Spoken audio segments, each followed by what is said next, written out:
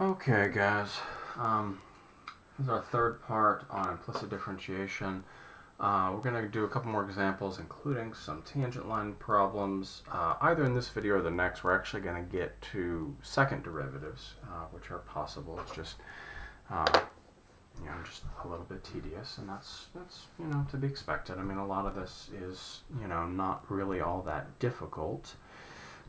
It just winds up being, like I've said before, a little bit burdensome in terms of keeping things straight. Now, that is 3y cubed plus x squared is equal to 5. Now, if I want to differentiate with respect to x, I need to, go ahead. I'll do it the long way a couple of times just to remind you that this is indeed an operation. And needs to be thought of as such, okay? Now remember, these two agree. This is taking the derivative of x squared with respect to x, and nothing special happens here. This just becomes 2x. Nothing special happens here. The derivative of a constant with respect to any variable should be 0. The tricky part is here, 3y cubed, because it's being taken, the derivative is being taken not with respect to y, but with respect to x. Now, y has a particular, very particular relationship to x that is implied and needs to be taken into account. So that's really 3 stuff cubed. Well, the derivative of 3 stuff cubed is 9 stuff squared times the derivative of stuff, and therefore you get y prime is equal to negative 2x over 9y squared. Okay. Now, this one actually you could do it explicitly, and I'll show you how. The reason that you can do this one explicitly is the fact that it's an odd power, not peculiar, but as opposed to even. It's an odd power, and therefore when you take the cube root, you are not, you don't have to put a plus or minus, okay? There's no ambiguity there. This is the same thing as the original. So if I wanted to go ahead and deal with that, that would be 1/3 5 minus x squared over 3 to the negative 2/3. At which point we can go ahead and take the derivative of the inside, which would be negative 2/3 x, right? Because that's actually a polynomial, right? That's 5/3 minus 1/3 x squared. Now this right here, this 5 minus x squared over 3 is actually y cubed, right? So if I were to go ahead and plug that in, it would be y cubed to the negative 2/3, or y to the negative 2, which would basically, this would be exactly the same thing if you were to do a little bit of substitution and plug in and all sorts of fun stuff like that. And this winds up being negative 2 over 9x times y to the negative 2 if you do a little bit of substitution from this step right here. And as you can see, that is identical to that. So sometimes when things look implicit, they actually can be done explicitly. But once implicit differentiation actually gets into your blood and you're able to do it sort of habitually, it becomes second nature. This, with fractional exponents and the chain rule and stuff like that, is actually more difficult than doing it this way. This way, especially if you have the ordered pair, and you don't just have an x value, or you can find the ordered pair with relative ease. The only disadvantage that this has is the fact that this derivative is in terms of x and y, whereas this one right here is just simply in terms of x. So, sometimes, like a few of the other things that we've done in the past, sometimes it winds up being beneficial, sometimes it winds up being absolutely necessary. This one, as we're going to see, is this one necessary? Let's go ahead and take a look. This one actually, it's not necessary to do it implicitly, because you can gather all the y terms on one side, factor out, and divide through and push them all over to the other side. So why don't we go ahead and do this one both ways as well, and then we'll figure out which one was actually easier to do. Now, here's the thing. I'm going to have to do the product rule twice, right? Product rule for this term, product rule for that term. So that's actually going to make this a little bit more difficult, not incredibly so. So let's go ahead and do braces to signify where I'm taking the derivative of the first term, and then we'll open up a new set of braces for the second term.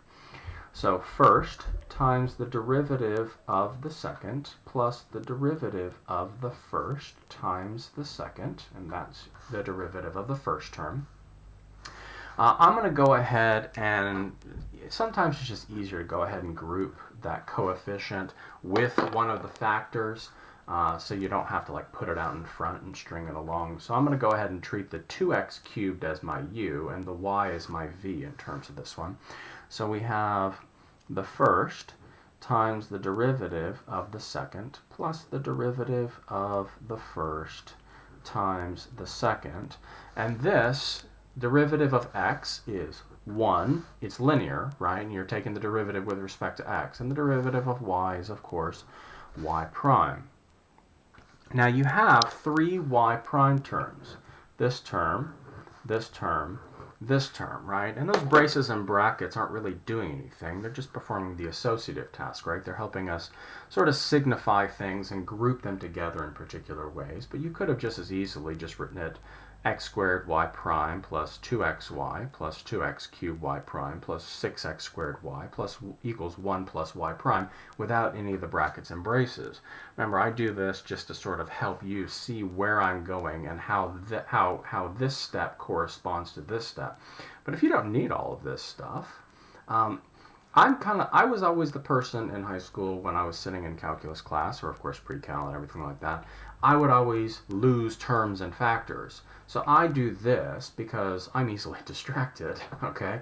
If you're not easily distracted, then, you know, x squared y prime plus 2xy plus 2x cubed y prime plus 6x squared y is equal to 1 plus y prime. That's exactly the same thing, right? And perhaps a little bit easier when it's in this form to go ahead and see 1 minus 2xy minus 6x squared y. Okay, so what I've done is I've actually pulled this y prime over to this side, taken the two non-y prime terms and shoved them over to the other side by subtraction, and in the same step also factored out the y prime, because that's the whole reason for collecting them all on the same side, right? You're collecting them all on the same side, so you can factor the y prime out and therefore be able to, excuse me, divide x squared plus 2x cubed minus 1. Now that is your derivative if you were to do this according to implicit differentiation. Now, like I said, this one was one of those seemingly implicit ones that could actually be solved explicitly. Okay, all we have to do is grab the y's on the same side and factor out the y, and then divide. So this becomes y is equal to x over 2x cubed plus x squared minus 1. The problem with this one, however, is that you either have to do a nasty chain rule or you have to do the quotient rule. And now the benefit of doing it this way, with it solved explicitly, is you're going to get dy dx simply in terms of x. And that's sometimes of benefit, but sometimes it just really doesn't matter. Because the original problem up here, okay, actually I rewrote it, never mind. The original problem was simple enough. I mean, it's basically in polynomial form. So in order to actually, if you're just given an x value, in order to arrive at the corresponding y value, wouldn't be overly taxing. You would just have to go ahead and plug in and solve for y, right? And you ought to be able to do that. You should have been able to do that for several years now. So on this one, again, it's just simply a matter of taste and preference. I'm not going to do this. I'm going to go ahead. You know how to do this, although it would be, a little bit nasty. Now we're going to go ahead and move on to more ones that are you know, explicitly implicit. That's what you know what I mean. That are overwhelmingly implicit differentiation problems, ones that cannot be done otherwise, or it's, you know, very, very clear which one is easiest. This is an implicit problem. If there was a way to isolate the y, it would take an enormous amount of effort, and I'm not even sure that you really can. You might be able to, you know, if you use the sum formula from here, but I don't even want to go down that road. So let's differentiate with respect to x. Now this is sine of stuff, so the derivative is cosine of stuff times the derivative of stuff, right? And the derivative of that angle measurement, which is your stuff, the inside with respect to the chain rule, is just 1 plus y prime. And of course this is 1 minus sine y times y prime. Okay? Now you're going to have two terms that have y prime, but the first thing you're going to have to do is you're going to have to distribute this cosine x plus y across this binomial in order to free that y prime up from those parentheses or those brackets. Okay? And so, and sometimes I like to put the y prime out in front so I don't mistake it for being part of the angle measurement expression. And so we're going to go ahead and take this and we're going to push it over to this side. We're going to take this and we're going to push it over to this side, collect all the y prime terms on the left side. Now you can gather them on the right side. I'm just trying to minimize the number of negative terms I have, so I'm trying to think ahead just a little bit. So I have cosine x plus y plus sine y is equal to 1 minus cosine x plus y.